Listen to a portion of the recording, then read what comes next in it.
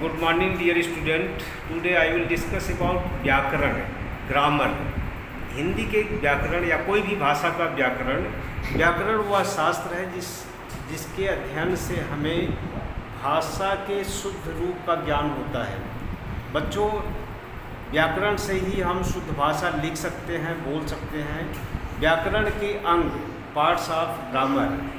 व्याकरण के 3 अंग होते हैं: वर्ण विचार, शब्द विचार, वाक्य विचार. देखिए, पहले हम वर्ण के बारे में जानकारी करते हैं, इसके बाद हम शब्दों के बारे में जानकारी करते हैं, शब्दों को समझते हैं, फिर इसके बाद वाक्य बना करके और उसका कथन बनाया जाता है. ठीक है, तो इस तरह से भाषा वर्ण विचार बहुत महत्वपूर्ण होता है. और वर्ण विचार के बाद वर्ण इस विभाग में वर्णमाला, वर्णों के प्रकार, उच्चारण, स्थान आदि के विषय में जाना जाता है. शब्द विचार, इस विभाग में शब्द के विभिन्न प्रकारों तथा शब्द रचना आदि का अध्ययन किया जाता है. वाक्य विचार, इस विभाग में वाक्य की बनावट, वाक्यों के अंगों, वाक्यों के भेद आदि का अध्ययन किया जाता है.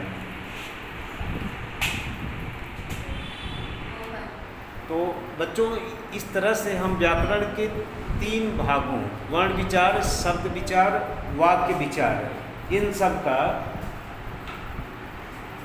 हम अध्ययन करते हैं. इसके द्वारा ही व्याकरण को पूर्ण रूप से किया जा सकता है.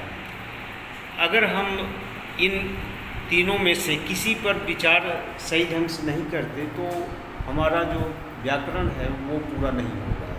तो वर्ण विचार, शब्द विचार, वाक्य विचार, इन तीनों के विचारों का पूर्ण अध्ययन करके ही हम व्याकरण को अच्छी तरह से समझ सकते हैं और उसको शुद्ध किसी भाषा को लिख सकते हैं, बोल सकते हैं और उस पर जो है उसका अध्ययन किया जा सकता है.